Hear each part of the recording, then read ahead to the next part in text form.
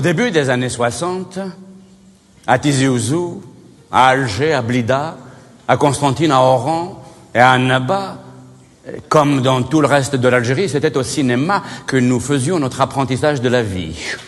Comment se débrouiller pour se sortir des situations difficiles, comment se venger, comment réussir un hold-up, échapper à la police, résister à un interrogatoire, quel châtiment infliger au traître.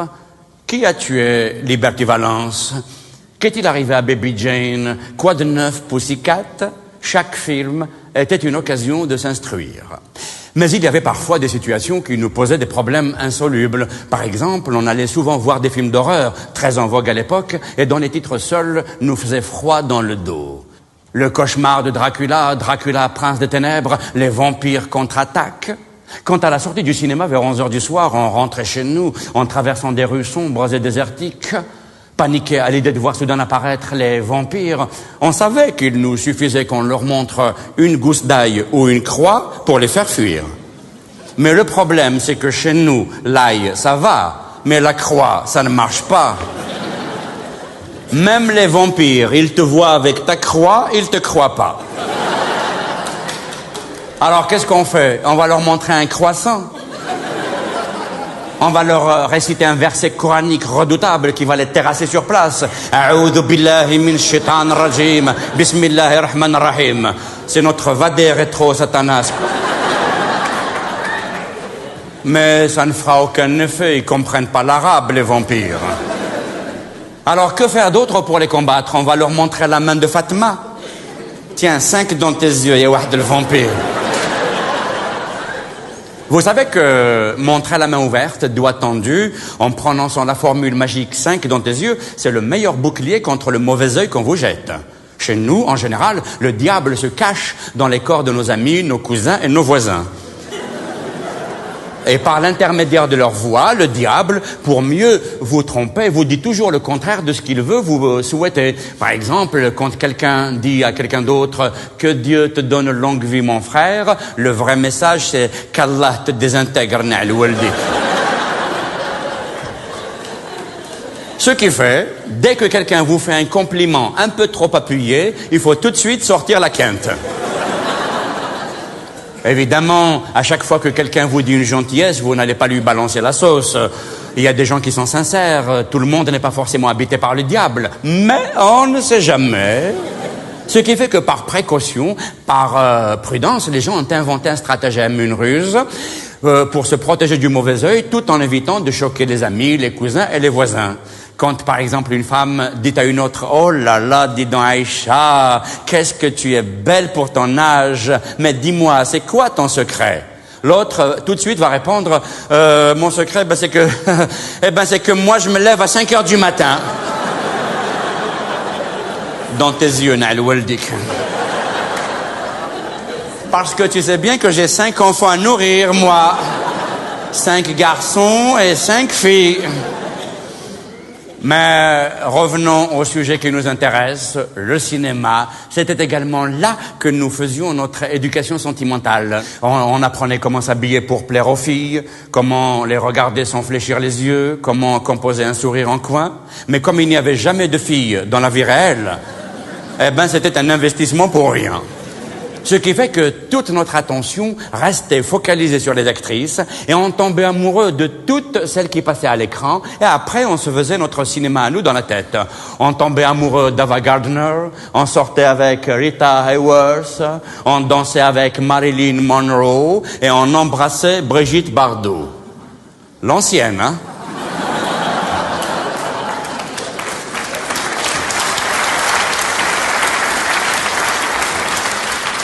Celle de maintenant, 5 dans tes yeux, Brigitte Bardot. On les aimait toutes, mais l'élu de nos cœurs, c'était Silva Cochina. Vous ne l'avez pas vue dans La Vengeance d'Hercule? Aïe, aïe, aïe, quand elle rentre dans le hammam avec Steve Reeves, elle nous a rendus fous.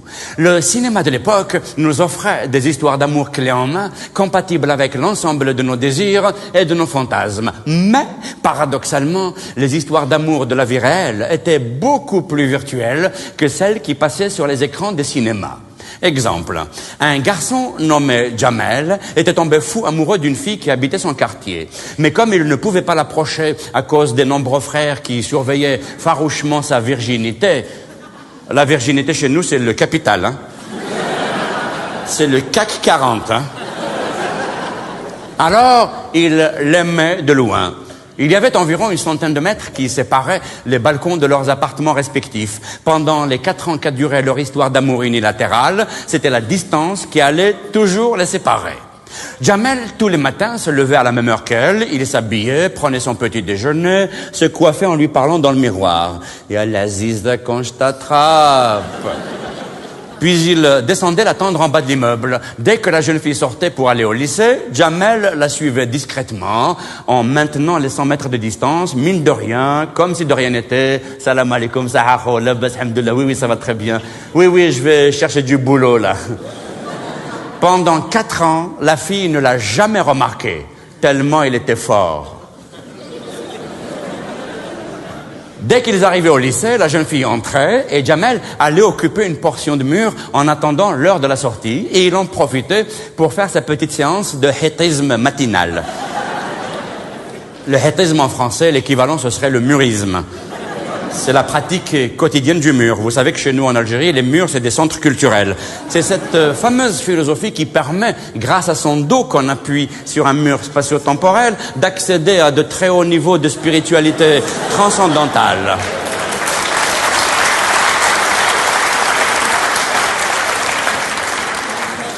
En pratiquant 8 à 12 heures par jour sérieusement, on peut accéder au hétisme zen.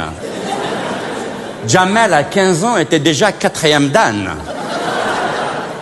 À midi, quand la jeune fille sortait pour aller déjeuner chez elle, Jamel la suivait.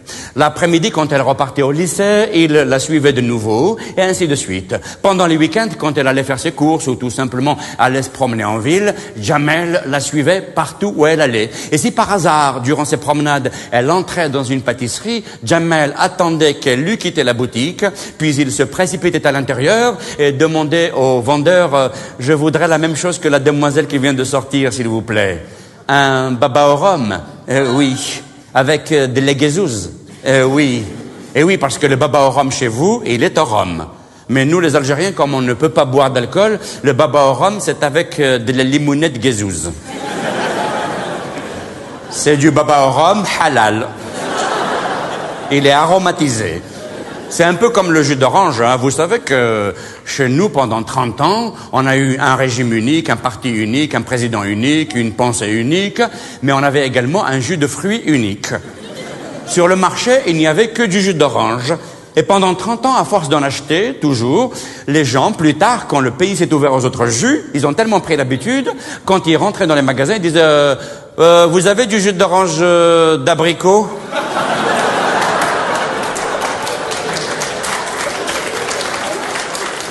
Ah, désolé, nous n'avons que du jus d'orange. Après avoir obtenu le bac, la jeune fille est entrée à la faculté centrale d'Alger et elle prenait le bus tous les jours pour s'y rendre. Jamel, lui aussi, prenait le bus tous les jours pour s'y rendre. Il se tenait le plus loin possible d'elle et la surveillait tout en évitant de croiser son regard. Il prenait garde à ce qu'elle ne se fît pas coincer par un caleur professionnel. Vous savez, les caleurs, c'est ces types qui, chez nous, passent des heures entières, des journées dans les bus, repèrent les jeunes filles seules et ils se collent à elles. Ils les calent. Comme les bus, ils font beaucoup de secousses. Comme ça, les filles, elles tombent pas. Ils font du service public, hein, c'est des volontaires. Et... Ah ben oui. C'est des bénévoles... C'est de l'emploi pour jeunes, hein. Comme les bus sont toujours bondés de monde, ces petits malins savent très bien que leurs victimes n'iraient jamais se plaindre d'être serrées de trop près. C'est une méthode d'approche de l'autre sexe qui est basée sur la pudeur, le non-dit, ainsi que sur le respect de l'opinion de l'autre, puisque de toute façon l'autre n'a pas la liberté d'avoir une opinion. Alors il arrive parfois, comme ça, tout d'un coup, que dans un bus, il n'y ait que des caleurs. Tout d'un coup, il y a 70 caleurs et aucun objet de calage. Alors le type, il arrive le matin très tôt, il est bien habillé, il est parfumé, il prend sa place, il vient faire ses 8 heures de calage, normal, et rien que des moustaches partout. Et il attend, il espère, il se dit, tiens, peut-être que dans le prochain arrêt, il y en va y en avoir une ou deux qui vont monter. Prochain arrêt, Walou, c'est un lot supplémentaire de caleurs qui monte. Et ça se serre là-dedans, ça se serre. Et le type, il espère, il attend, il espère, et tout d'un coup, hop, c'est lui qui se fait caler.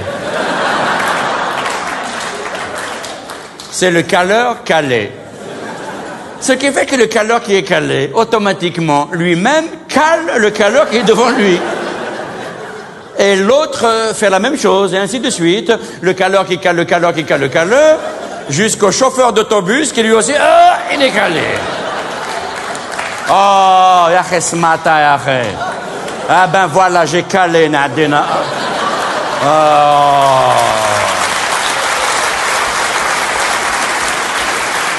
Alors, parfois, les caleurs calent des femmes voilées. Mais souvent, les femmes voilées ne sont pas des femmes.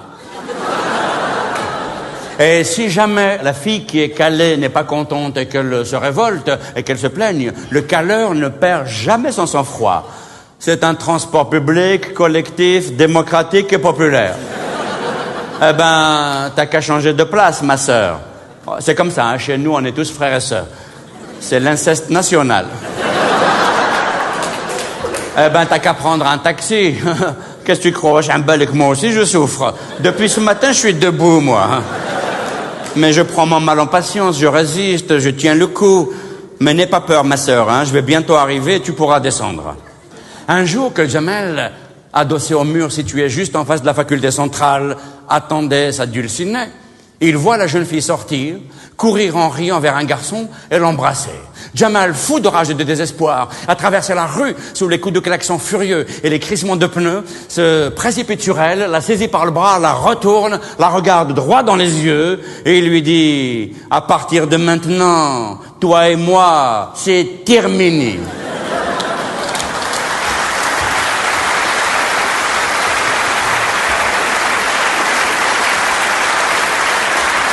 Un dimanche après-midi, je suis allé au Cinémonde voir La Guerre de Troie avec Steve Reeves. Les péplums faisaient fureur à l'époque. La valeur d'un film se mesurait aux dimensions des biceps du héros, dessinés sur l'affiche. Pour nous, un grand acteur était un acteur musclé. Et de ce point de vue, Steve Reeves était le meilleur. Il faisait très chaud dans la salle. Les spectateurs enjambaient les rangées pour rejoindre leurs copains. En quelques minutes, la salle était archi-comble. Ça parlait dans toutes les directions, d'une rangée à l'autre, du balcon vers l'orchestre, de l'orchestre vers le balcon. Une vraie fête populaire. Les sachets de cacahuètes craquaient dans un joyeux vacarme de papier froissé. Enfin, le rideau s'ouvre, les lampions s'éteignent les uns après les autres, l'écran s'allume et le brouhaha diminue.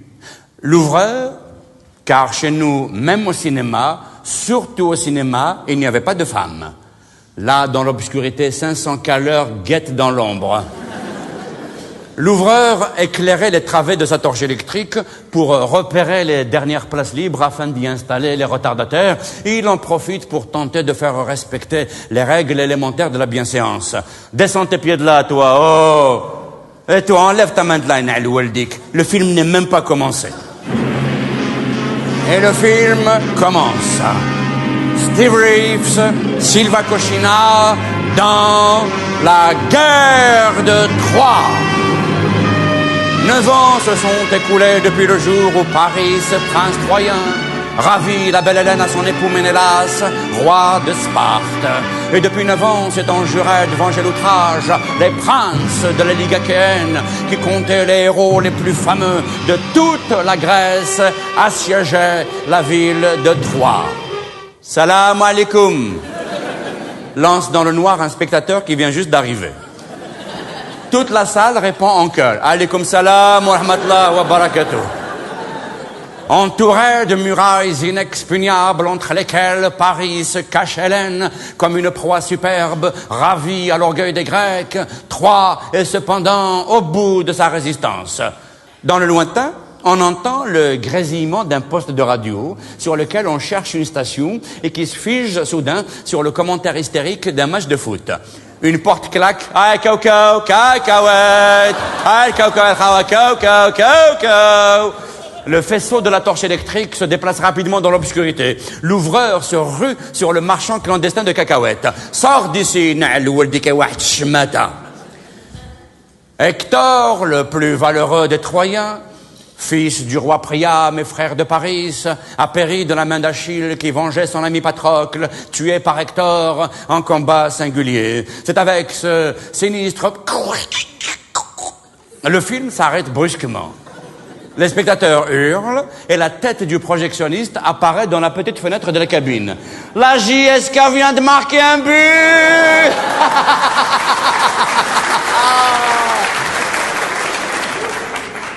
L'ouvreur saute en l'air en tapant dans les mains. La foule en délire se joint à lui. JSK, JSK. La JSK, c'est la jeunesse sportive de Kabylie. JSK. Et le film redémarre. Que les vautours enfoncent leur bec de rapace dans la plaie qu'a ouverte mon épée, afin qu'Hector, meurtrier de Patrocle, souffre 2 fois la mort. C'est ainsi que s'accomplit la vengeance d'Achille. Dans la salle, allez les jaunes, allez. À l'écran, Hélène est effondrée. Achille tenait dans sa main le destin d'Hector. Il a fallu 9 ans pour qu'il s'accomplisse. Qu'adviendra-t-il de Troie? Le projectionniste branche sa radio sur les haut-parleurs afin que les spectateurs suivent le match.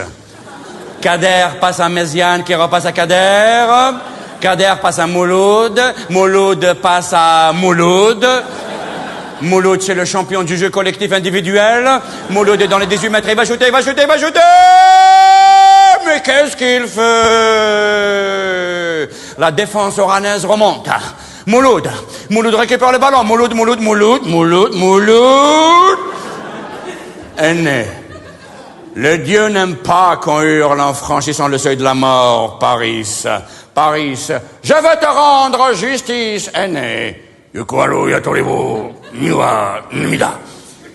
Oh! C'est un morceau de pellicule du film Les 7 samouraïs que le projectionniste a collé dans la guerre de Troie. Le film s'est déchiré, il a trouvé un truc par terre au hasard.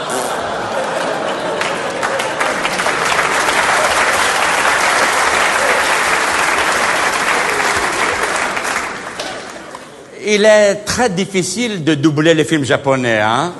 Vous avez remarqué, les acteurs ont une façon tellement particulière de déclamer. Laissez-moi vous donner un exemple. Dans une séquence d'un film nippon, on voit de la neige tomber sur un jardin au milieu duquel coule une rivière bordée de bonsaïs géants, hein?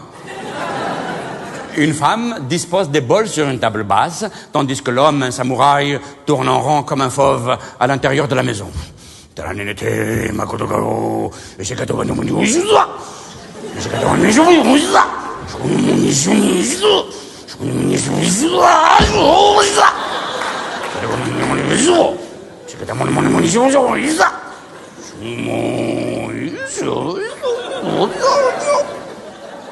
Sous-titre, est-ce que le thé est prêt?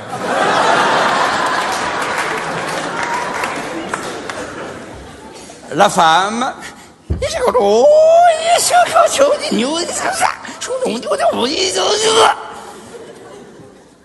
Ça infuse.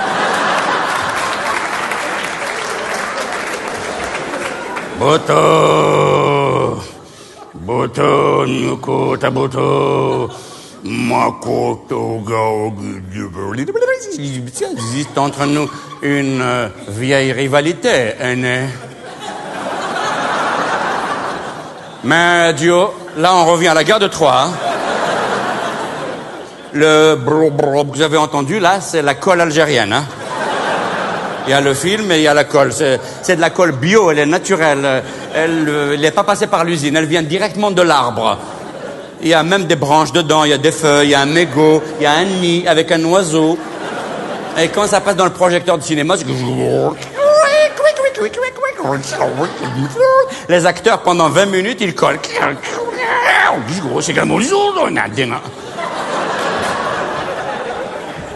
Je reprends le morceau pour être dans le rythme. Boto, boto nyukota boto, entre nous, une vieille rivalité est née. Mais du haut des remparts, j'ai pu apprécier ton exploit. Le courage et la ruse sont deux qualités enviables. Kader passe à Méziane qui repasse à Kader.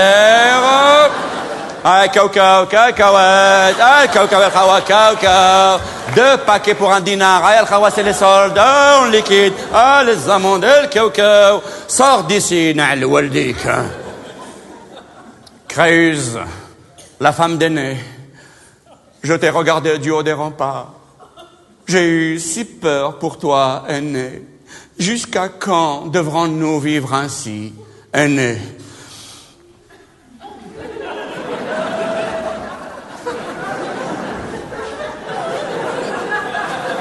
Je sais pas.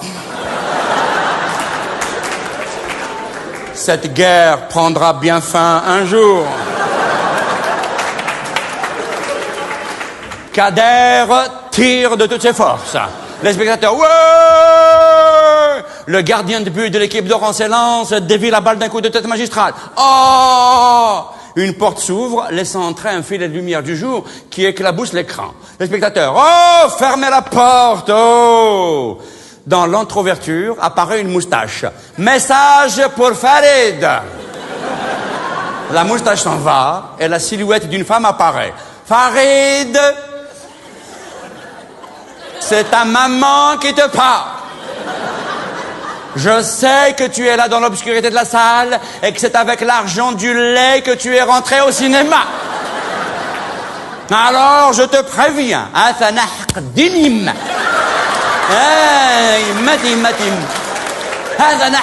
Dinim. Si tu reviens à la maison sans le lait, je t'arrache la tête. Je te jure sur ce que j'ai de plus cher.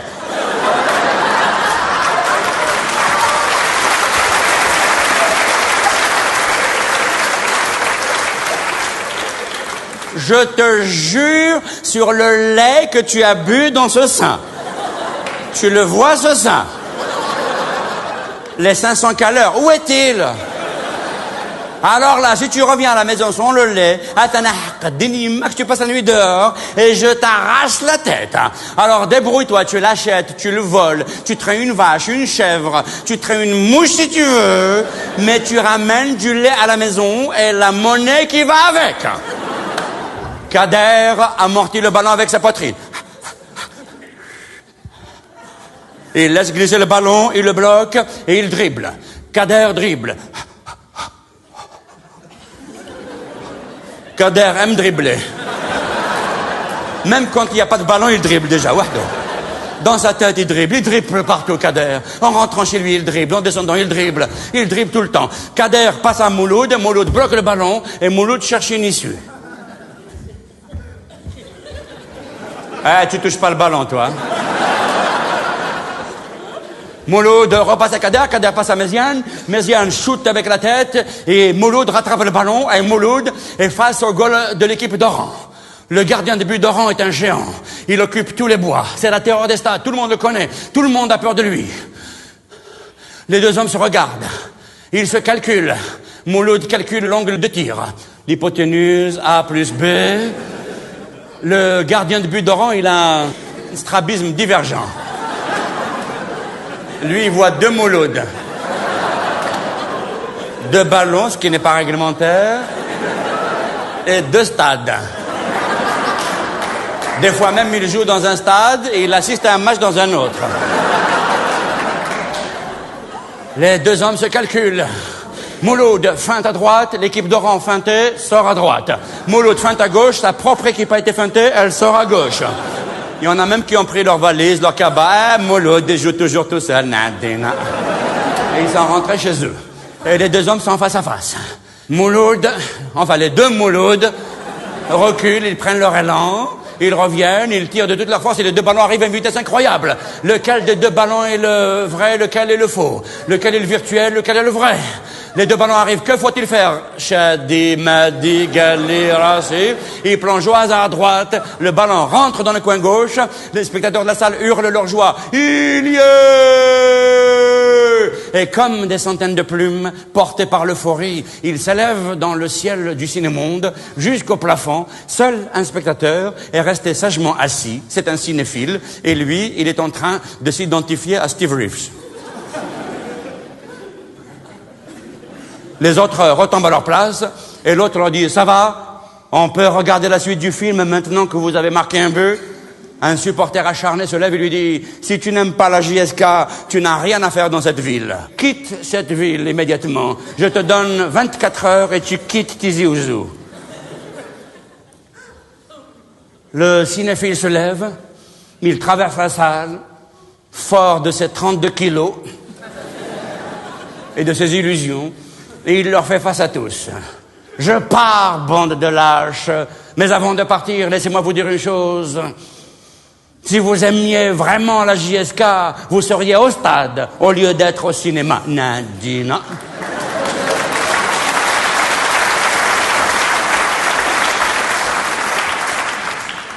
Sous une réplique aussi cinglante, les spectateurs restent muets de stupeur. Profitant du silence, une voix du balcon lance « Vive Oran !» Tous les spectateurs se retournent vers l'endroit d'où provenait la voix. Qui a dit ça? Où est le traître? Qu'on le lynche? Qu'on le pende? Une milice se forme, monte au balcon, traverse la salle, repère le jeune homme et fonce droit sur lui. Le jeune homme, non mais attendez les gars, c'était pour déconner. Hein. Vive la JSK. On ne déconne pas avec la JSK. Creuse, oh mon amour, Anne, ma chérie, silence, silence Yal Khawa, ils vont s'embrasser là.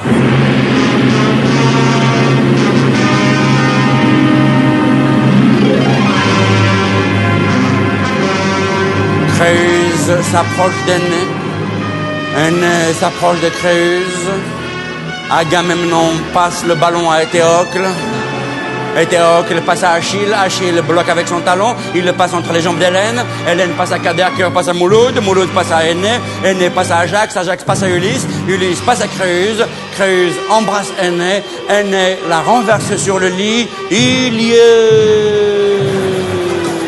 JSK, JSK, JSK, JSK, JSK, JSK, JSK, JSK, JSK,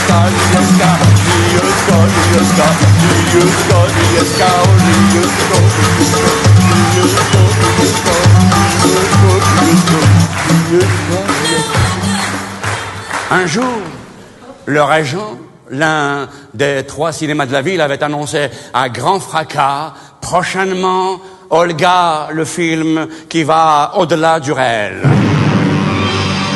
Une production de la RDA. Ça nous a refroidi un petit peu au début, mais il y avait une information en bas de l'affiche qui avait mis le feu aux poudres dans toute la région, puis dans tout le pays. Film interdit aux moins de 18 ans. Dès le lendemain, 3 semaines avant l'arrivée du film, des affichettes étaient collées partout en ville. Pour le film Olga, il vous sera réclamé une carte d'identité en cours de validité ou un permis de conduire poids lourd. Dès le lendemain, la mairie a été submergée de monde. Il y avait des milliers de jeunes qui tenaient absolument à régulariser leur situation administrative. Les studios de photographes étaient submergés de monde aussi. De jeunes adolescents à qui la municipalité avait refusé de délivrer le précieux document venaient avec des témoins pour prouver qu'ils étaient nés beaucoup plus tôt que la date inscrite sur les registres de naissance. Le jour dit, dès l'aube, des foules entières s'étaient amassées devant les grilles du cinéma Le Régent. Une longue file de brushing identiques s'étendait jusqu'à la sortie de la ville. La technique du brushing venait d'arriver dans le pays et avait révolutionné l'esthétique nationale. C'était le début de la période hippie et la mode était de se laisser pousser les cheveux très longs. Et donc nous aussi on suivait la mode. Mais le problème c'est que nous, comme on a les cheveux... c'est-à-dire qu'on a les cheveux fiers. Même sous la douche, il reste debout. Fluctuate nec mergetur.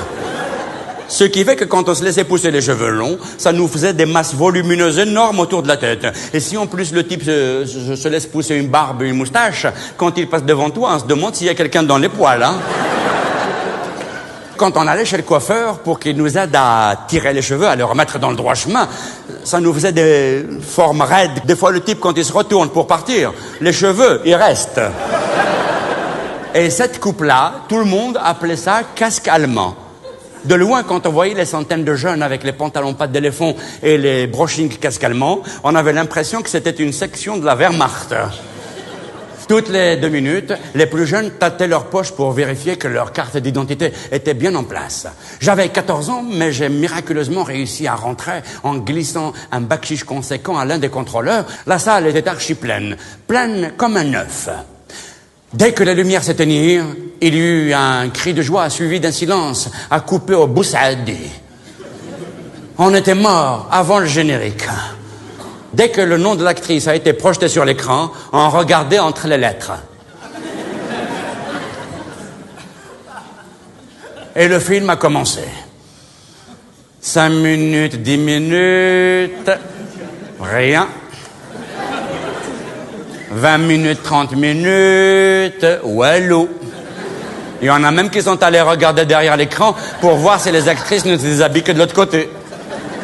50 minutes, 60 minutes, rien du tout. Jusque-là, le film est tellement mauvais, il devrait être interdit à tout le monde.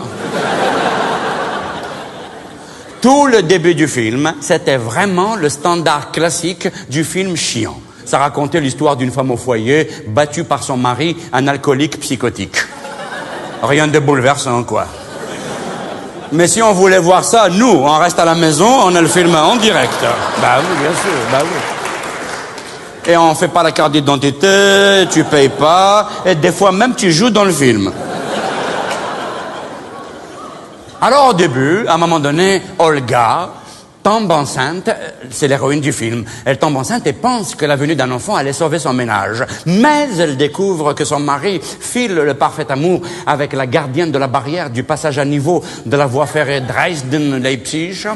Et par ailleurs, collaboratrice à temps partiel de la Gestapo, Olga, députée, décide d'abandonner son mari, mais elle décide d'avorter, et on parle et pendant ce temps-là, nous on attendait interdit au moins de 18 ans.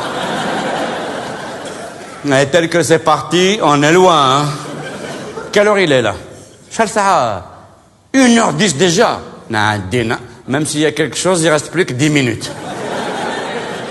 Ils n'auront même pas le temps de développer. À un moment donné, Olga passe sur un trottoir, elle voit à travers la baie vitrée d'un bistrot son mari à l'intérieur en compagnie de sa maîtresse. Furieuse, Olga pénètre dans le bar et une bagarre s'ensuivit entre les deux femmes qui avaient failli coûter la vie à Olga. Une ambulance était venue et on l'a transportée à l'hôpital où elle est restée au moins pendant 2 bobines. On a eu la totale. Tout le processus, l'anesthésie, le sérum, la visite du docteur, la visite familiale, les femmes de ménage, les cuisiniers. C'est un documentaire sur un hôpital ou quoi, ça? Il y a eu juste le moment où un infirmier avait soulevé la jupe d'Olga et il lui avait mis une piqûre et vu sous un certain angle, on a dit « Ah, c'est ça !» T'as vu? Il a dîné. Ah, regarde par là-bas, toi, regarde par là-bas. Ouais, il a dîné. Là, c'est ça, c'est un peu loin, mais c'est ça. Hein? Tu as vu comment il lui a fait dîner? Mais non, c'est une seringue. Comment ça, une seringue? Mais je n'ai jamais vu une seringue comme ça, moi. Oui, mais c'est une seringue allemande. C'est pas une seringue algérienne. C'est normal, les Allemands, ils sont tous obèses, ils sont gros. Pour aller jusqu'à la maladie, il faut des seringues énormes. Hein. Il faut chercher là-dedans hein, pour trouver. Hein. C'est pas comme nous, on est tellement maigres, tu mets la piqûre directement sur le microbe. Ah bah oui. Nous, le microbe, tu le vois à l'œil nu, il arrive comme ça. Ça y est, je suis guéri, là, ça.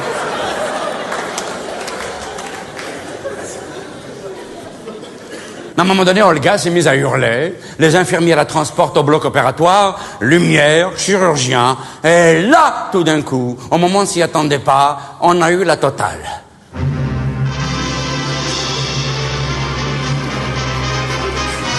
La scène interdite aux moins de 18 ans. C'était un accouchement en direct.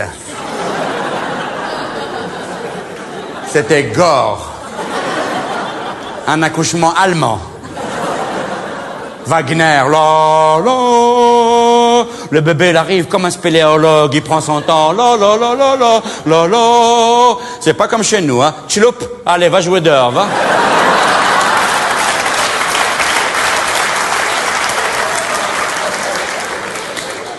Fais vite, il y a ton frère qui arrive, hein. Et tu ramènes 8 baguettes quand tu reviens, hein. Et en bas de l'écran, c'était marqué pour la première fois en direct au cinéma. Ouais, peut-être pour la première fois en direct au cinéma, mais chez nous à la maison, c'est un classique qui tourne en boucle. Nous, c'est 4 fois par an direct. Et en fait, quelque temps après, on avait appris que c'était un documentaire un peu élaboré destiné à la faculté de médecine pour les étudiants en gynécologie. Et c'était pour cela que le scénario avait l'air aussi tiré par les cheveux que les cheveux des spectateurs eux-mêmes. Le documentaire nous avait été envoyé par la RDA dans le cadre des échanges culturels entre les deux pays frères, Allemagne et Algérie de l'Est. Mais le film a fait un tabac, il a eu un succès fou. Les hommes, qui avaient été tenus depuis toujours à l'écart de ce mystérieux événement, venaient de partout. Ils descendaient des montagnes, venaient par quarts entiers de tous les villages environnants. La direction du cinéma, au début, pour parer à la forte demande, avait rajouté des séances supplémentaires, puis fini par ne plus projeter que la bobine où il y avait l'accouchement. Le reste du film n'ayant de toute façon aucun intérêt.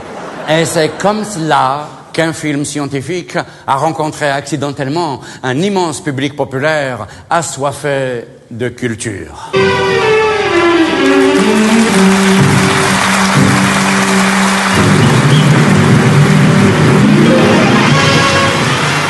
La première fois de ma vie que je suis entré dans un cinéma, j'avais 9 ans. Je n'avais absolument aucune référence. Je réagissais au premier degré.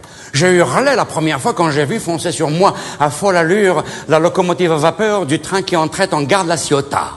J'ai crié pour prévenir Burt Lancaster que Kirk Douglas allait lui tirer dans le dos. Je me suis caché derrière les sièges quand les avions bombardaient dans les diables du Guadalcanal et j'ai pleuré pendant 3 jours la mort de Spartacus. En maudissant Jules César n'a d'énigmes. Les films étaient en français, et à l'époque, je ne comprenais pas le français. Même quand les acteurs ne parlaient pas, déjà, je ne comprenais rien. J'avais débarqué en ville quelques mois auparavant, et j'étais loin d'imaginer que tout cela pouvait exister. Je ne savais même pas qu'il y avait d'autres pays et d'autres gens que ceux de mon village. Je me souviens très bien de la première fois de ma vie que j'ai vu des Français. Comme ça, physiquement, j'en avais entendu parler. C'était une mythologie, mais je n'en avais jamais vu. C'était en 1955, quelques mois après le déclenchement de la guerre d'Algérie. J'avais 5 ans. Nous avions entendu dire que des militaires français allaient venir chez nous au village afin de réquisitionner les fusils de chasse et empêcher leurs propriétaires de les remettre aux premiers maquisards, les premiers partisans, les félagas comme on les appelait à l'époque. Nous habitions à hameaux coupés du monde dans les montagnes et chez nous, l'importance d'un village se mesurait au nombre de fusils qu'il détenait. Au dernier recensement, nous étions un village de 20 fusils. En comptant une moyenne de 5 personnes pour une arme, nous devions être en tout et pour tout une centaine d'autochtones. Les autochtones étant, comme vous le savez, ces êtres étranges qui sont originaires du pays qu'ils habitent.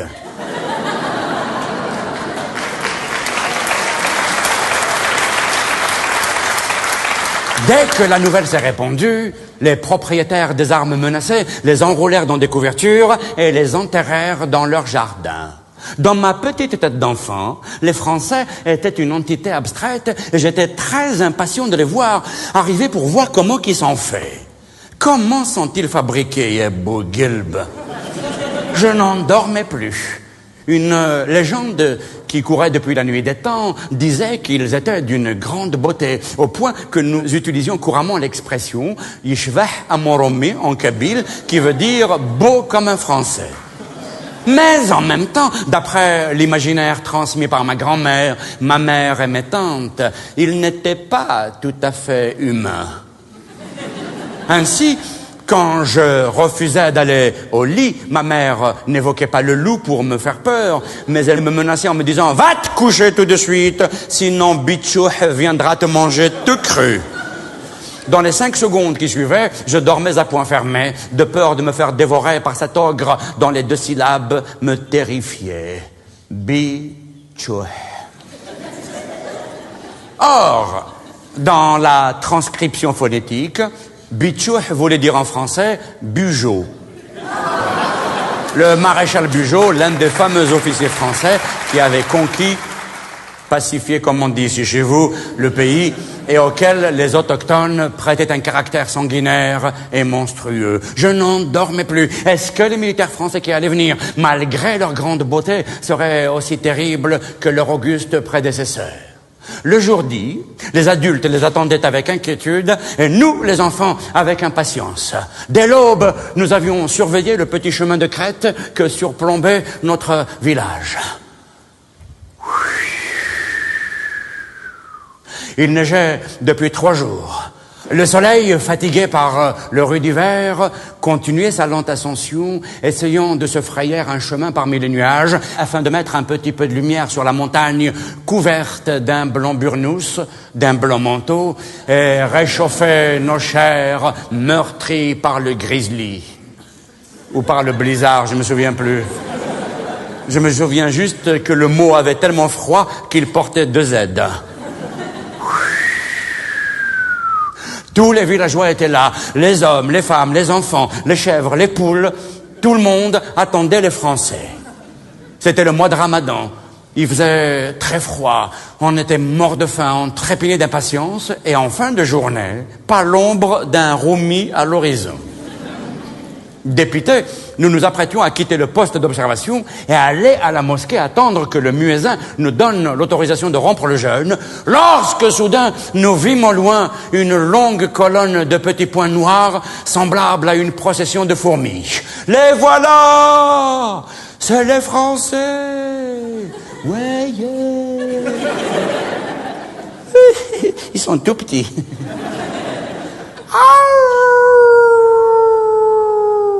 Dans la lumière crépusculaire, un chacal lança un jappement lugubre, suivi tout de suite après par d'autres chacals.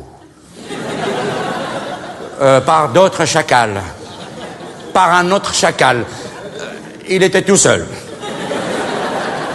Le chacal est un animal solitaire. Il traîne jamais avec les autres. Hein. Il est jamais au pluriel. Voilà.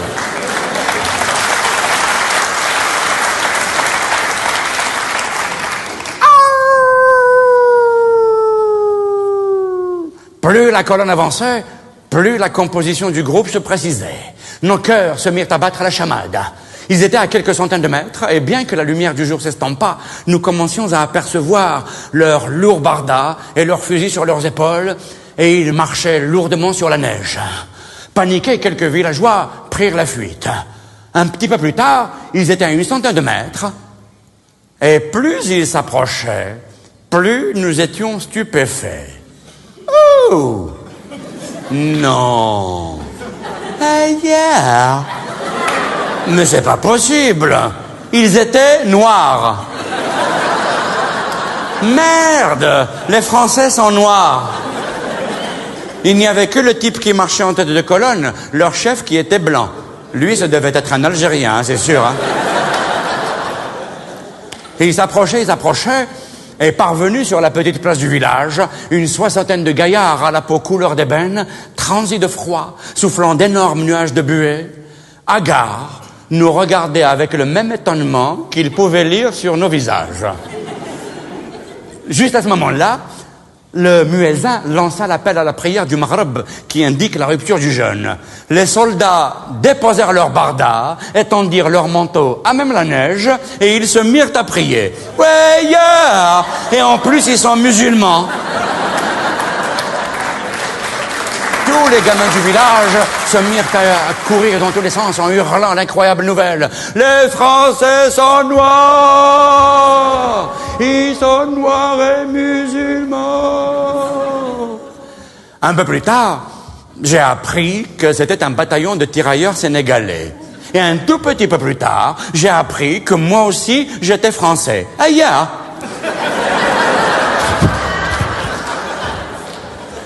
Je suis allé tout de suite me regarder dans un miroir pour voir si j'étais noir. Je passais des heures entières devant la glace à regarder le français qui était moi de l'autre côté. Et au bout d'un certain temps d'observation, j'avais déduit, en fonction du modèle que j'avais en face, que les Français nous ressemblaient comme deux gouttes d'eau.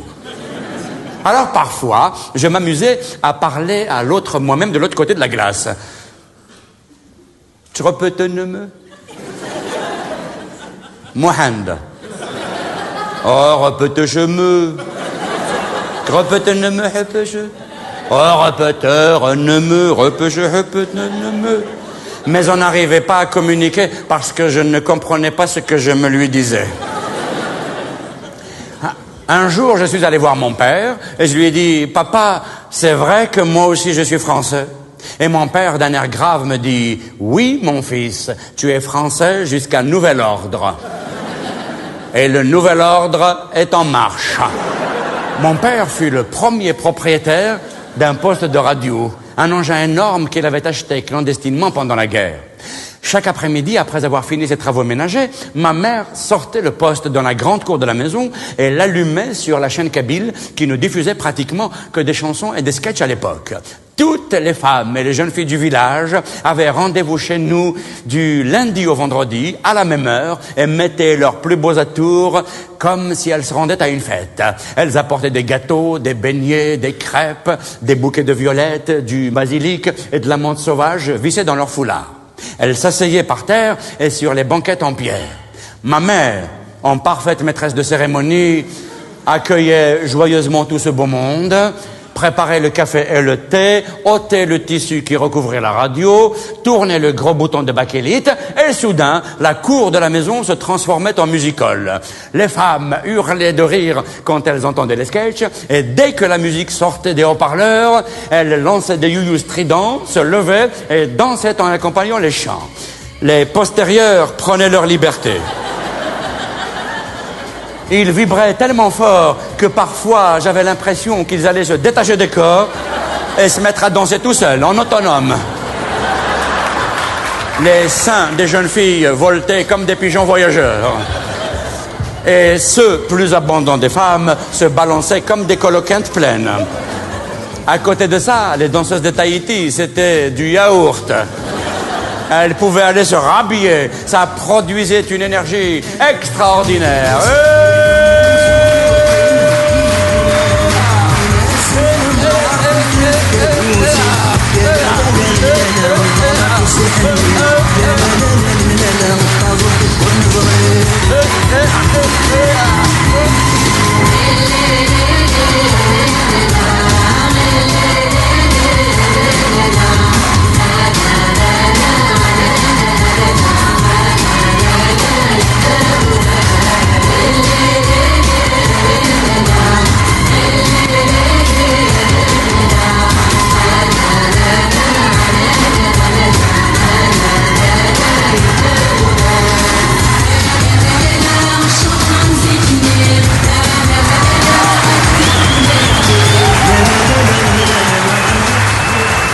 Mon père avait acheté cette radio pour écouter les informations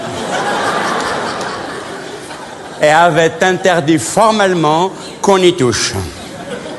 C'était un fidèle de l'émission « Les Arabes parlent aux Arabes »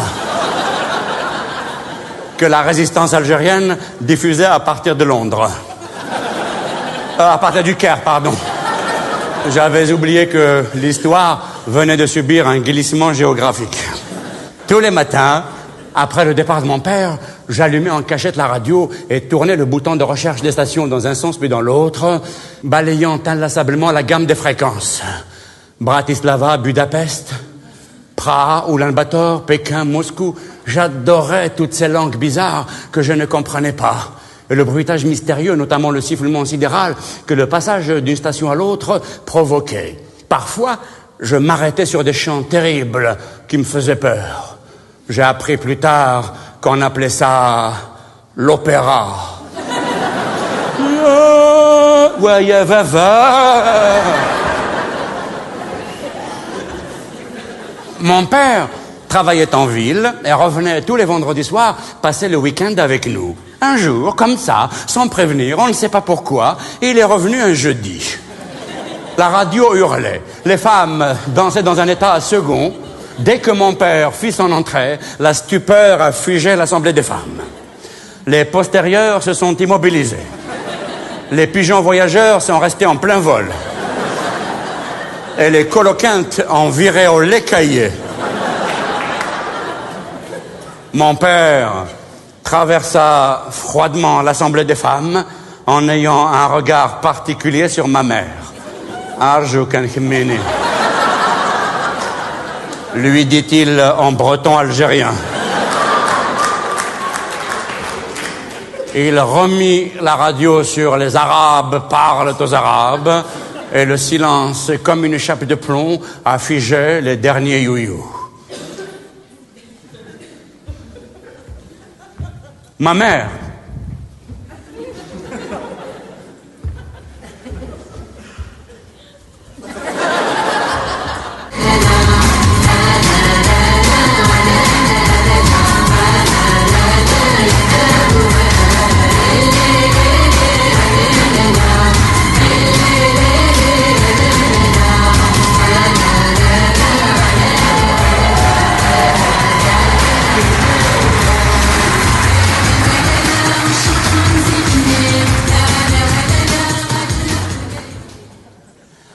quelques mois plus tard, nous avons quitté la montagne et nous sommes allés nous installer dans la banlieue d'Alger, où mon père m'avait inscrit dans un établissement scolaire construit spécialement pour les petits indigènes et qui s'appelait École des Mimosas.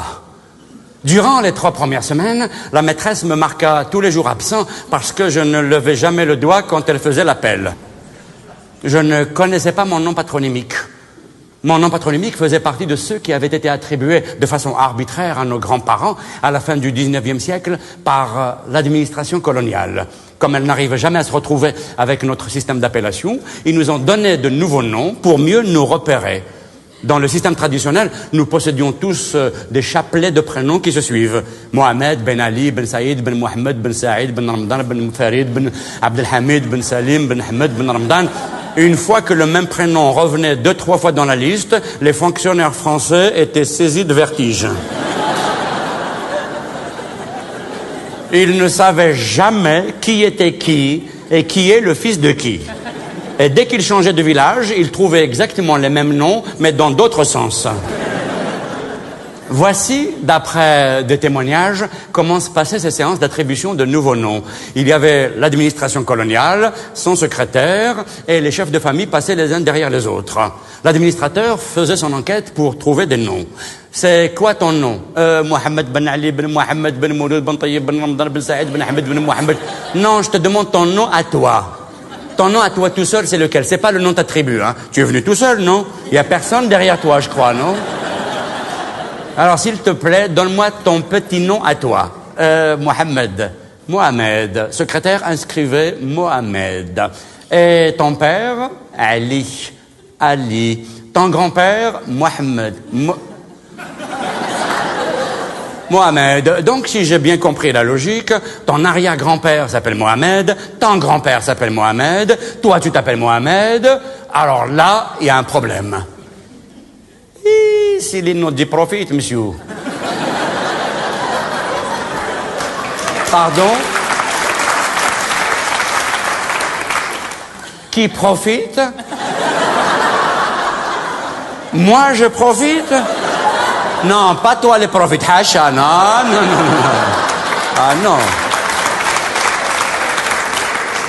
Les prophètes, c'est Mohammed sallallahu alayhi wa sallam. Toi, les prophètes, dis-toi, c'est l'autre, là, comment il s'appelait, celui qui a les cheveux ici, là, comment il s'appelait? Comment t'es appelé, toi? Maurice. C'est ça, c'est les prophètes Maurice, toi. Et nous, c'est Mohamed. Attends, je vais t'expliquer tout de suite la situation. Comme ça, tu vas comprendre pourquoi il s'appelait toujours Mohamed. Chez nous, les musulmans, quand il y en a un garçon, qui est né, toujours, les garçons qui est né les premiers, on lui donnait... T'es sûr que tu comprenais bien les Français, toi?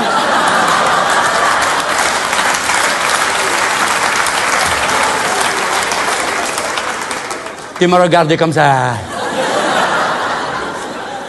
T'es sûr que t'as été à l'école? Attends, je vais parler doucement. Je vais parler doucement, comme ça les mouilles viennent pas vite, comme ça les comprenez tout. Chez nous, les musulmans, Allahu Akbar, Allahu Akbar.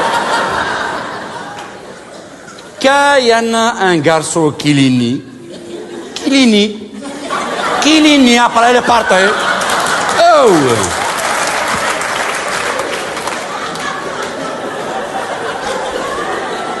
Il est parti au travail. Toujours, lui donner les noms de Mohammed par le respect qu'il faut qu'il ait donné pour les prophètes. Tu en as les comprendre maintenant? Oui, je crois avoir compris Mohammed. Par respect pour le prophète, vous donnez le nom de Mohammed au premier garçon qui naît dans la famille. C'est ça. Donc toi, tu es le premier. C'est ça. Et tu t'appelles Mohammed, Ben Ali, Ben Mohammed, Ben, etc. Pas Ben Sitira, Ben Mohammed Ashbek-el-Mekar. Qu'est-ce qui vient foutre les Ben Sitira là-dedans là? Mohammed, etc. est une locution latine qui veut dire... Bon, j'ai rien dit, on oublie. Dis-moi, le maréchal Ferrand, comment ça se fait qu'il porte exactement le même nom que toi? Et si les frères, dis-moi, monsieur... Comment ça, c'est le frère de toi? Tu viens de me dire que c'est le premier garçon à qui on donne le nom de Mohamed. Et lui aussi s'appelle Mohamed. Alors, attends, je vais t'expliquer. Moi, j'ai m'appelé Mohamed parce que je suis né les premiers d'écouter des pères. Louis, c'est mon frère, s'appelait Mohamed parce qu'il est né premier d'écouter de sa mère.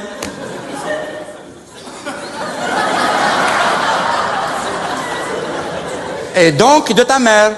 Non, de sa mère à Louis, chacun sa mère alors. Qu'est-ce qu'ici? Et j'ai encore 4 autres frères qui s'appelaient Mohamed parce que mon père, il a posé 9 femmes. Oh putain!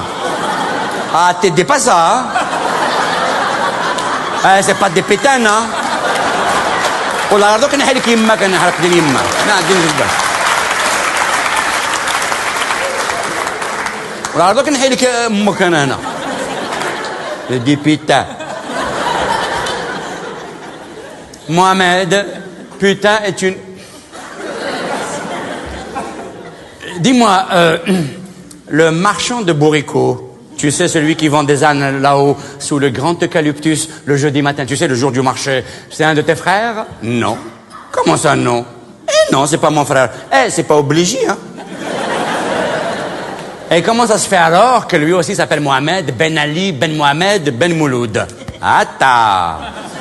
Lui, c'est un Mohamed Ben Ali Ben Mohamed de la tribu de Ben Mouloud. Et moi, je suis Mohamed Ben Ali Ben Mohamed de la tribu de Ben Mouloud. Mais c'est exactement la même chose. Ah non, c'est pas la même chose. Moi, je suis un Mohamed Ben Ali Ben Mohamed de la tribu de Ben Mouloud d'en haut. Et lui, de Ben Mouloud d'en bas. Alors... Qu'est-ce qu'ici? Oh putain, oh excuse-moi. Donc, pour savoir qui était qui, l'administration coloniale avait divisé les tribus en familles, ils ont désigné des chefs, ils les convoquaient devant les mairies ou les bureaux improvisés à cet effet. L'opération avait duré des mois et des mois. Au début, les fonctionnaires français faisaient des efforts pour essayer de trouver des noms qui correspondaient plus ou moins à l'histoire de chaque famille. Mais au bout d'un moment, comme les gens ne parlaient pas la langue, ils ne comprenaient pas ce qu'on leur disait, les fonctionnaires, pour faire vite, ont commencé à bâcler. Tu viens de quelle tribu? Kistidi? Allez, c'est bon, tu t'appelleras Kistidi.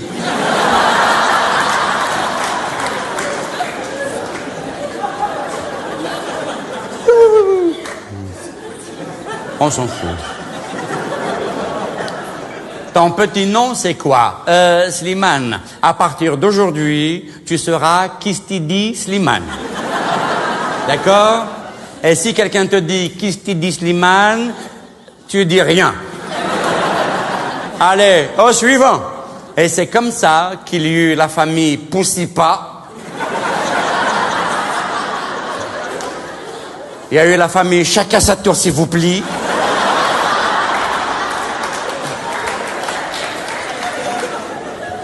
Il y a la famille Tidikoun.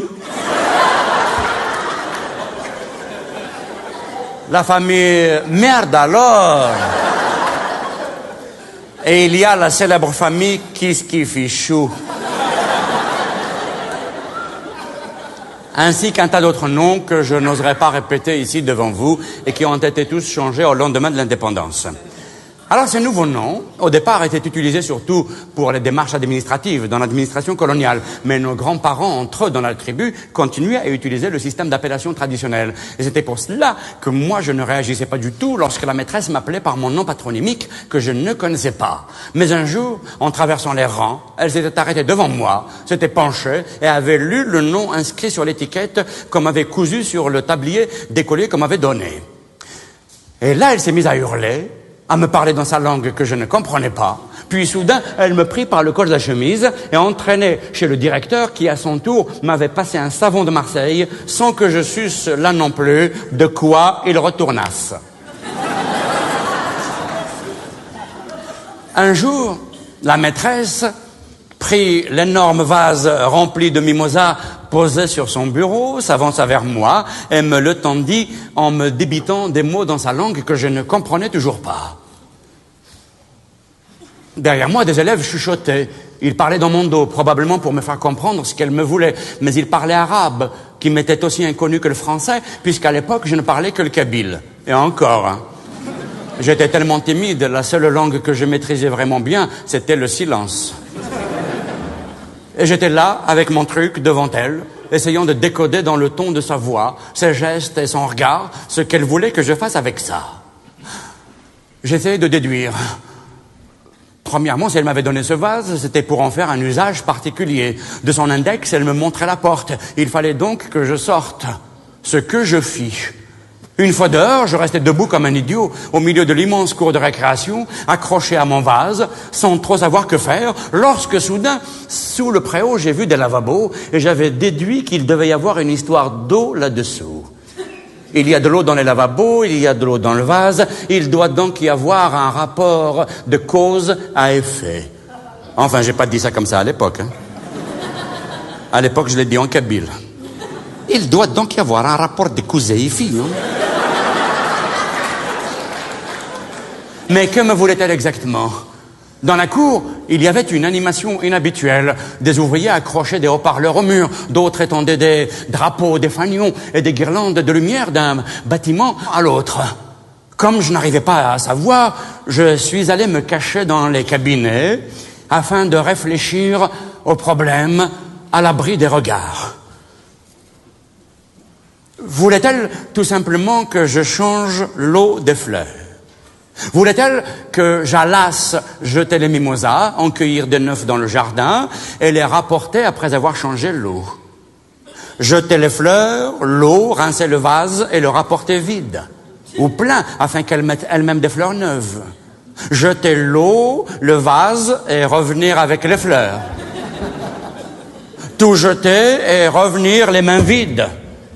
Quitter définitivement l'école, partir sur les routes avec les mimosas et laisser le vase regagner la classe tout seul. Alors, هديني يمك ما صندوق دوال وحدك ترشي. سالو بري دي فاز. هديني يمك. مثل الحرام. À cause de toi, les problèmes politiques. يعرف تاع الخرا. les mimosas أنا هديني يمك ولا شيء.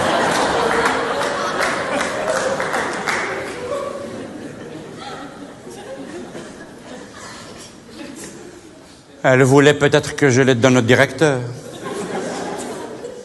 Moi, à la maîtresse de la classe voisine, à la concierge, au gardien. Elle me les avait peut-être offerts, afin de me demander pardon d'avoir été trop dur avec moi depuis le début.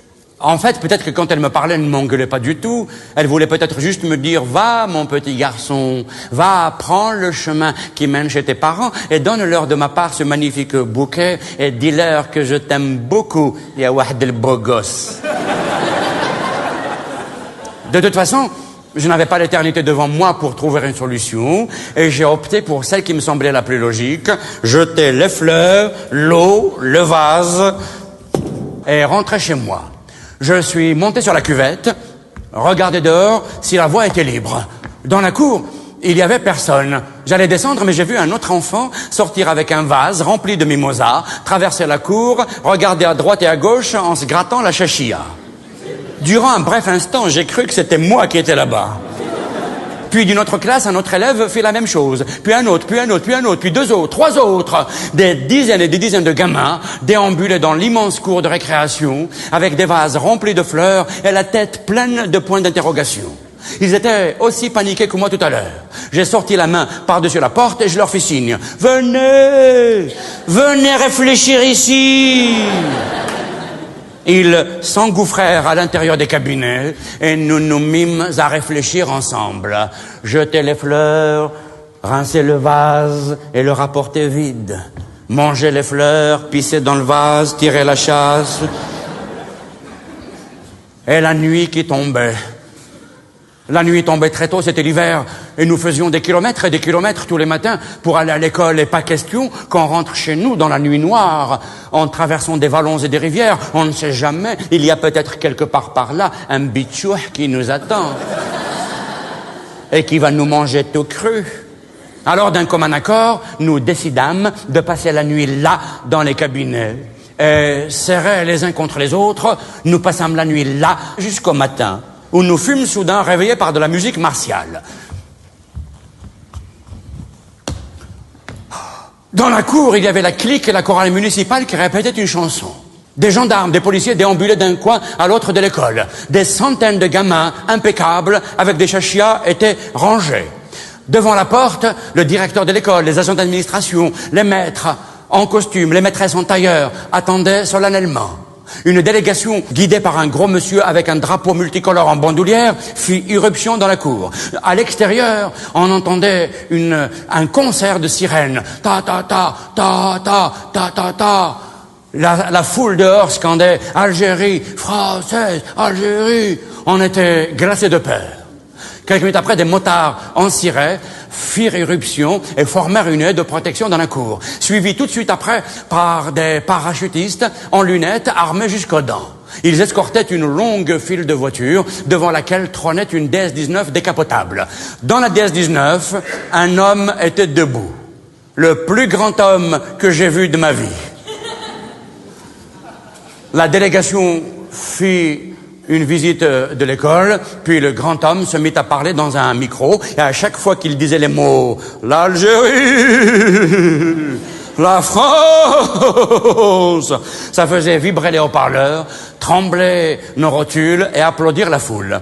Un quart d'heure plus tard, un groupe d'hommes était venu vers nous, probablement pour se soulager, et nous trouvèrent là, cachés dans les gogues.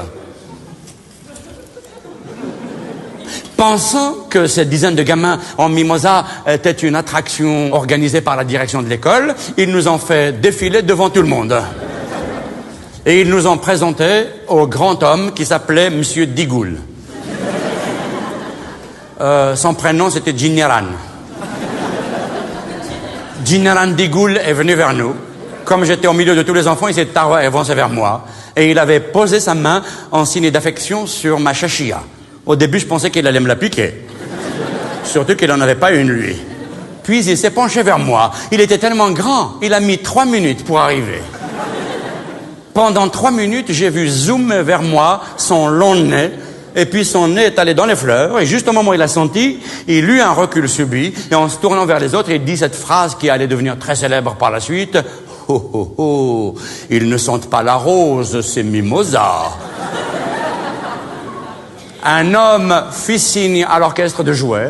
Tout le monde se mit à chanter, et nous aussi. Le jour de gloire est arrivé, contre nous de la tyrannie, les tendances sont grandes. بالنازلات الماحقات والدماء الزاكية. Allons enfants de la paix.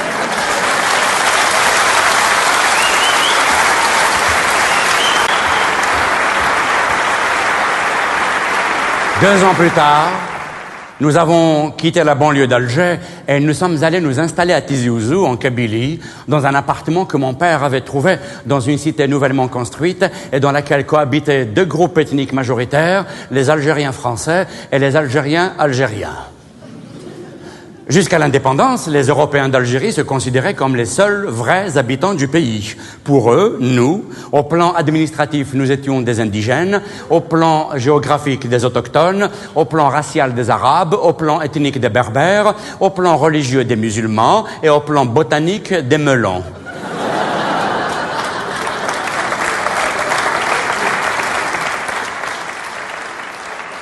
Ne voyant pas le rapport qu'on pouvait avoir avec cette cucurbitacée, je m'étais demandé un jour pourquoi les colons nous appelaient comme ça, et je suis allé consulter le dictionnaire, et un melon, j'ai trouvé plante annuelle rampante, cultivée pour ses fruits, aimant la chaleur et la lumière. Et j'étais très fier d'être un melon. Sur le chemin de l'école, les élèves de la cité étaient divisés en deux groupes bien distincts, séparés par une dizaine de mètres environ. Deux mondes opposés qui se chamaillaient, se provoquaient. Quand on jouait au football, ce n'était jamais l'équipe du bâtiment C contre le bâtiment B, ce n'était jamais l'équipe de la cité des Oliviers contre celle des Eucalyptus, c'était toujours les Français contre les Arabes, les chrétiens contre les musulmans ou les Blancs contre les Bronzés. Et les matchs de foot se jouaient toujours avec les règles du rugby. Le ballon était facultatif, hein. Quand on jouait au cow-boy, c'était toujours les Arabes qui faisaient les Indiens. Comme si c'était dans la nature des choses. Remarque, c'est normal, hein. Comme nous, on était moins nombreux, puis leurs parents, à eux, étaient plus aisés financièrement, ils leur achetaient toute la panoplie de cow-boys. Ils avaient les pistolets, la tenue de Davy Crockett, les bottes, l'étoile, ils avaient le chapeau, et nous, on n'avait que le slip. Et la peau rouge. Et quand on voulait jouer aux Indiens, on attendait qu'une poule passe par là. Et dès qu'une poule passe, 10 secondes après, elle est à poil et il y a 120 Indiens. Et quand on jouait, on courait autour de la cité, les uns derrière les autres, en hurlant et en se tirant dessus, comme si chaque bâtiment était un tipi d'Indien ou un chariot de colons américains. Oh les mains, you, you, you, you, you. Et quand, du haut des balcons, nos mamans qui parfois assistaient au jeu lançaient des youyous pour nous encourager, les petits cow-boys français fuyaient en criant « Voilà les Apaches qui arrivent, fuyons !» Et nous, dès qu'on voyait les camions de militaires français, « Ay al-Khawal, Harba, Tharoula, il y a la cavalerie qui arrive !» Et quand nous jouions aux gendarmes, qui c'est qui faisait les voleurs? Remarque, c'est normal, hein? Eux, ils n'avaient rien à nous prendre, hein?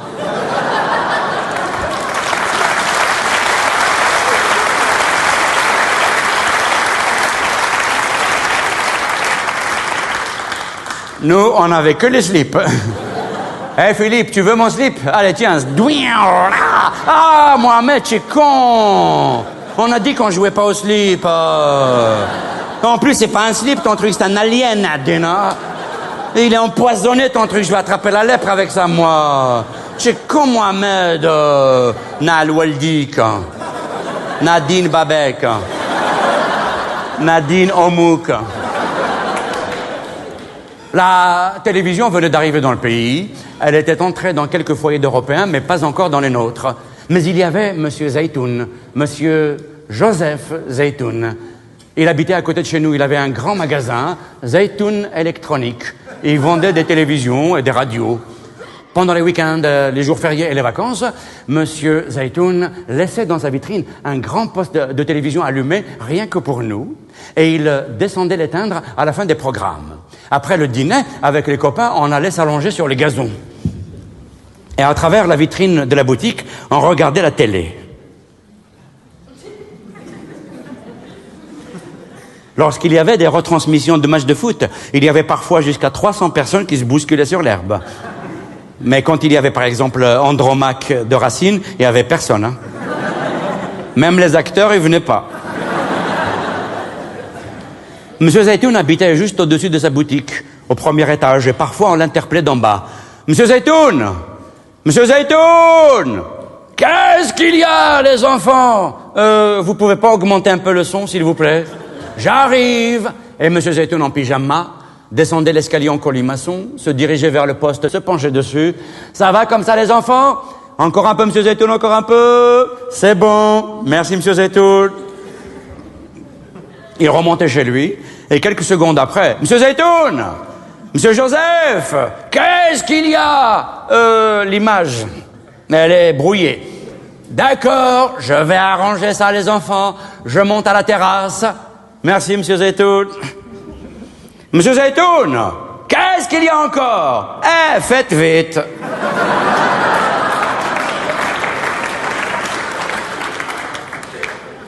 Une fois là-haut, monsieur Zeytoun tournait l'antenne dans tous les sens. « Ça va comme ça, les enfants? Un peu à droite, monsieur Zeytoun, un peu à droite. Comme ça? Qu'est-ce que vous voyez sur l'écran, les enfants? Il y a du couscous, monsieur Zeytoun. Et là, maintenant, qu'est-ce que vous voyez? Il y a des traits, monsieur Zeytoun. Et comment ils sont, les traits, monsieur, les enfants? Ils sont obliques ou horizontaux? Quoi? On n'est pas à l'école, hein? Et ils sont comme ci ou comme ça? Ils sont comme ça. Et là, maintenant, à droite, monsieur Zeytoun, à gauche. Bougez plus, monsieur Zeytoun. Ouais, yeah. Sylvana Mangano. Ouais, monsieur Zeytoun. Non, surtout bougez pas.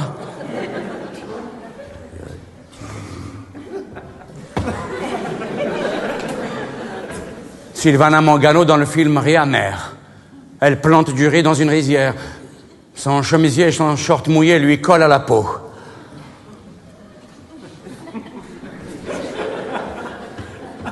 On a arraché tout le gazon.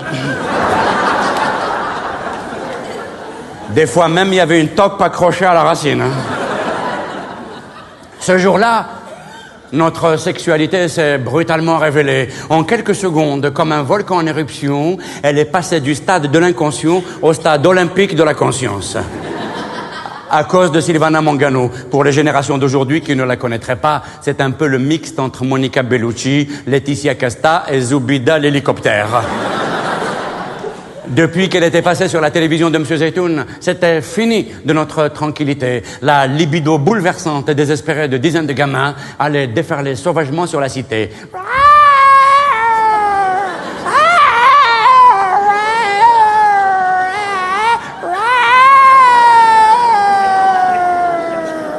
On miaulait dans toutes les entrées d'immeubles et sur les balcons. On descendait les gouttières.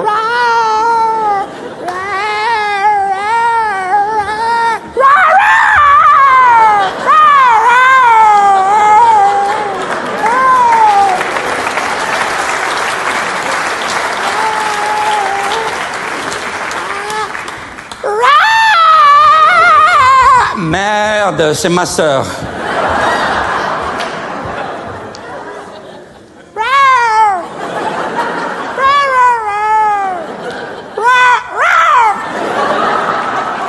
Rentre à la maisonnade, Dina. Il n'y a que des chats dans la rue, là. Ils vont te griffer. Ah, Shimzara. Le lendemain même, je suis tombé follement amoureux de Jeannette, la fille de notre voisin pied noir que tout le monde dans la cité appelait Monsieur Charlot, tellement il était gentil. Jeannette et moi, on jouait souvent ensemble.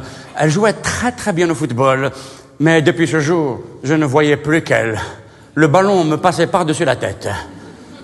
Mais attrape le ballon, Mohamed, qu'est-ce qui t'arrive? Mais tu es devenu fou, quoi?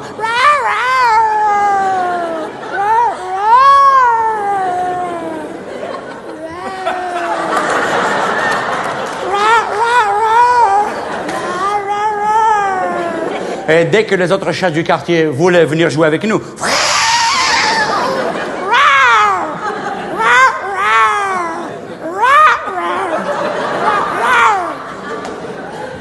nous jouions aussi à qui écraserait le maximum de fourmis. Les rouges représentaient les Français et les noirs les Arabes. On passait des heures entières dans les jardins à les écraser sur l'herbe et à la fin du jeu, on comptait les cadavres de fourmis et l'équipe qui avait perdu devait crier « Vive l'Algérie française » ou « Vive l'Algérie algérienne » selon le cas, ce qui était considéré comme l'humiliation suprême.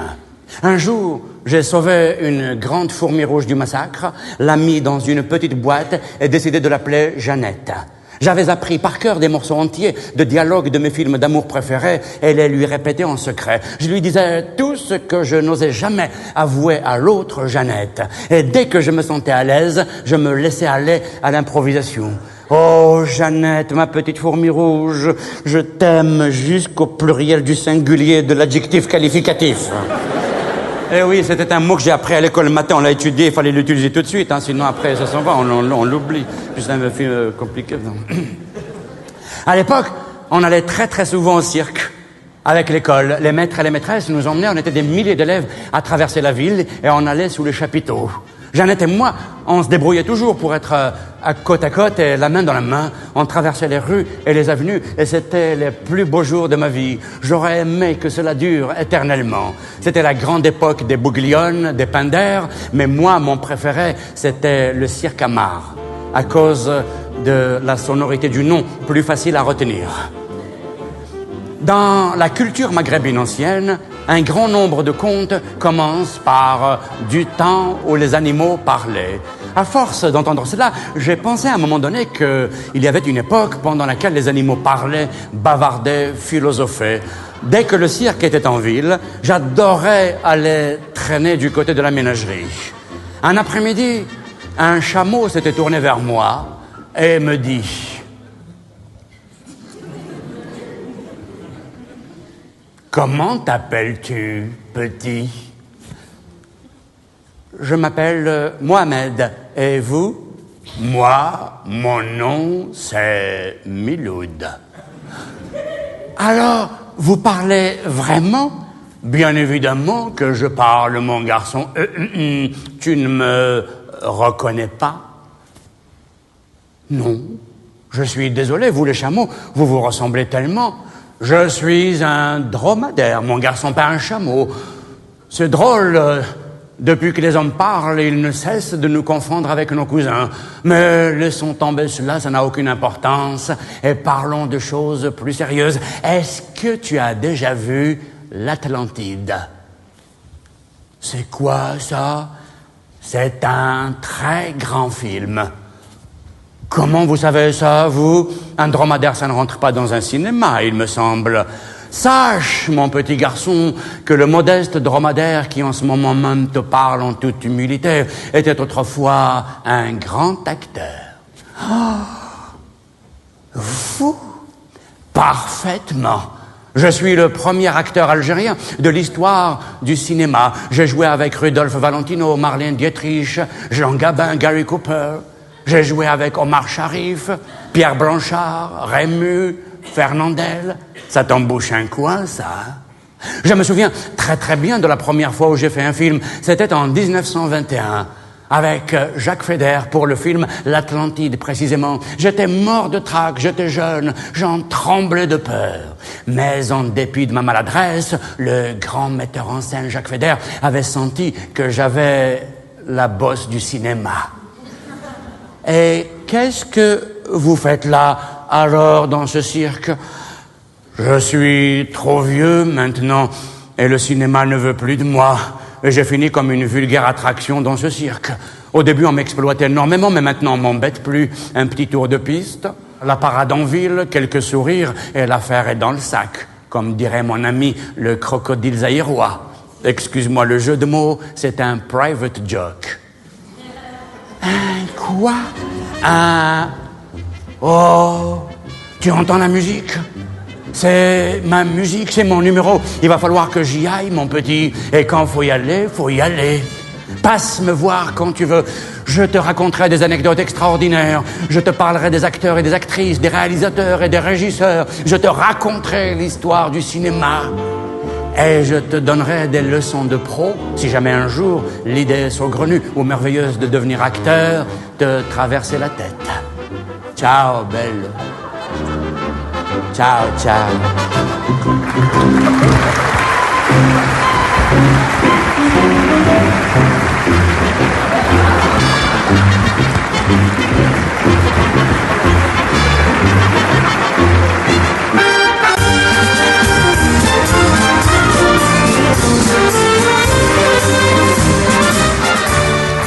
Le 5 juillet 1962, l'Algérie devenait indépendante. Quelques jours plus tard, pour faire de moi un futur révolutionnaire, mon père me prit par la main et m'entraîna vers la grande place de la ville pour écouter le premier discours du premier président du pays. Il y avait là des centaines et des centaines de milliers de femmes et d'hommes qui buvaient goulûment les paroles du grand Raïs. Soudain, vers le milieu de son discours, le président, excité, en colère, se mit à marteler fortement du poing sur la table en hurlant « Nous sommes arabes, arabes, arabes ». Mon père, ému, la larme à l'œil, se pencha vers moi et me dit « Tu vois, mon fils, je t'avais dit que c'était provisoire ».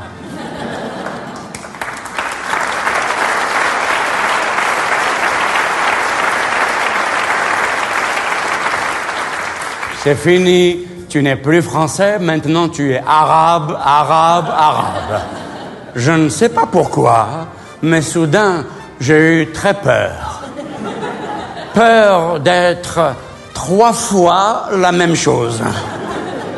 Le lendemain de la proclamation de l'indépendance, sous les décibels assourdissants des chants patriotiques et des hymnes à la liberté retrouvée diffusés par les haut-parleurs accrochés aux arbres et aux poteaux électriques de la ville, la famille de Jeannette entassait quelques meubles dérisoires à l'arrière d'une camionnette et partait prendre le bateau à Alger.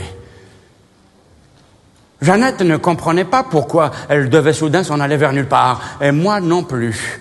Elle était assise sur une commode ancestrale à l'arrière de la camionnette. J'étais debout, au milieu de la rue.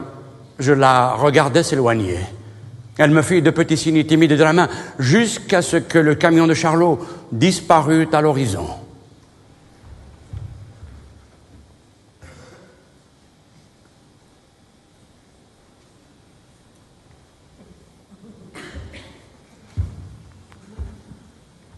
Dans les jours qui suivirent, j'ai vu partir Maurice le charcutier, Benatia le tailleur, Bougui le concierge, Jeanne ma maîtresse d'école, Raymond le boxeur, Ménodo le goal de l'Olympique sportive, puis tous les copains cow-boys et toutes les fourmis rouges par processions entières.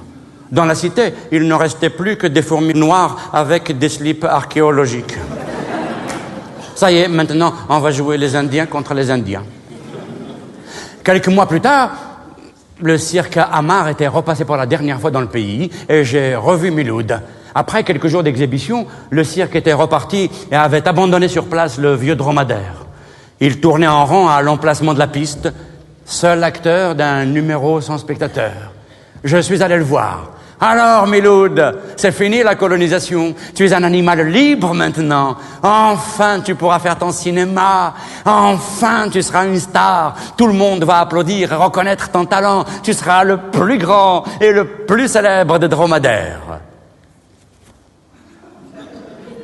C'est moi, Miloud, Mohamed. Tu ne me reconnais pas? Il s'était arrêté de tourner, me fixait d'un air bête en reniflant mes vêtements, puis, sans plus me prêter attention, il reprit son tour de piste imaginaire et j'ai compris qu'il avait cessé de parler. C'était le jour de mes 12 ans qui coïncidait précisément avec le début de l'indépendance. Ce jour-là, comme pour la plupart des hommes, mon enfance venait de prendre fin. Je savais maintenant que les animaux ne parleraient plus jamais.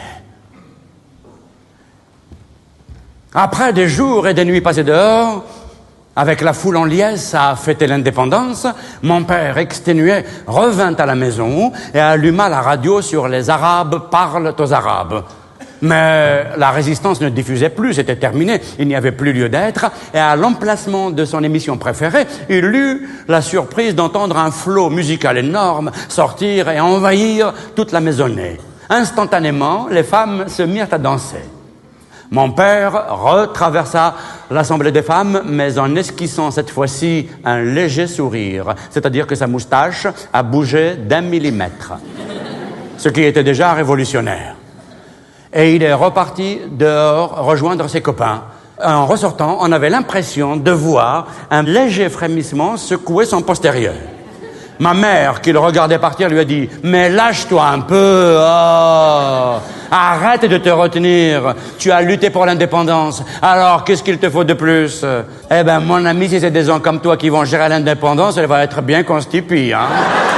Allez les filles, avant qu'il soit trop tard, qu'on s'amuse, musique et qu'on danse.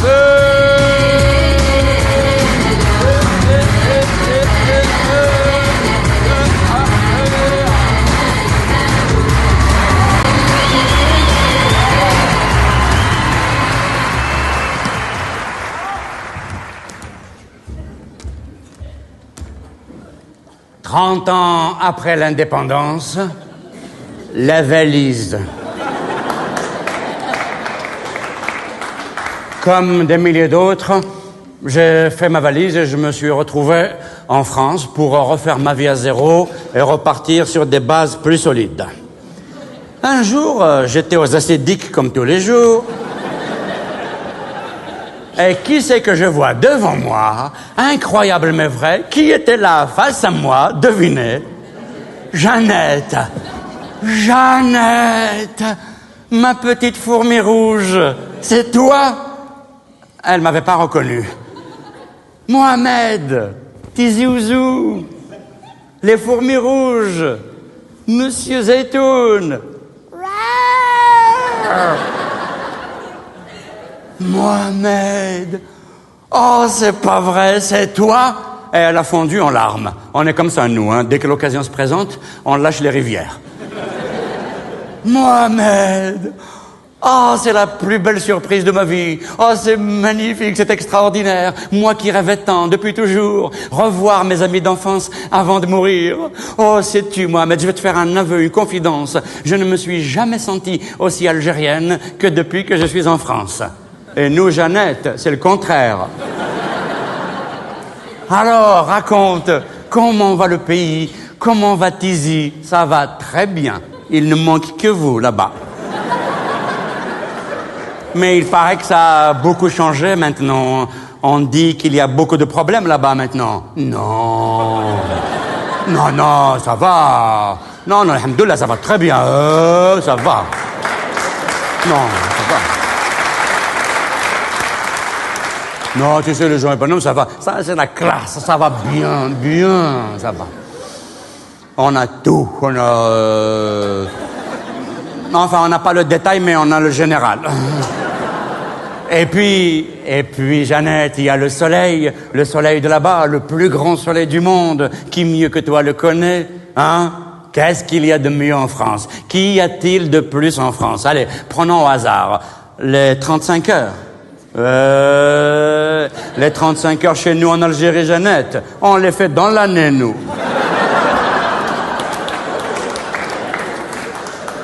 Sauf quand on fait des heures supplémentaires, en allant faire la queue devant le consulat de France pour avoir les visas.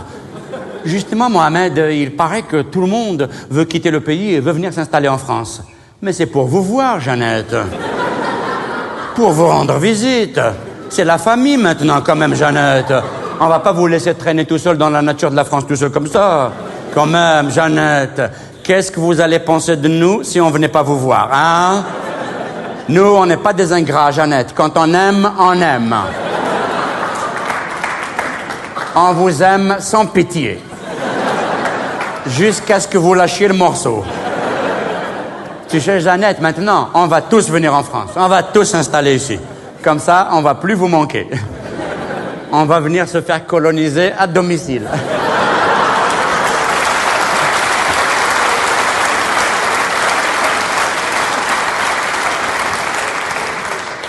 Ça n'a pas marché la première fois. On vous donne une seconde chance, hein?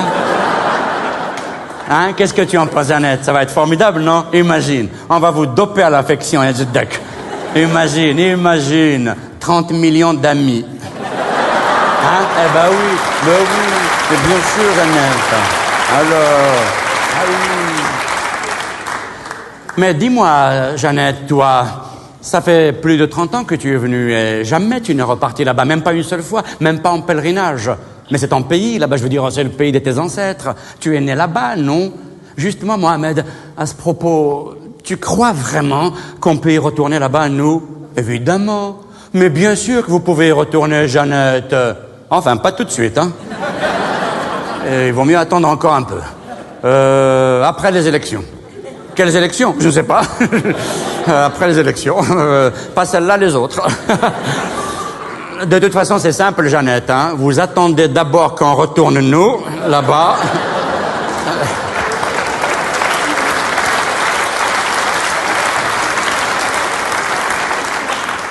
Et ce jour-là, vous êtes sûr, vous pouvez y retourner vous aussi.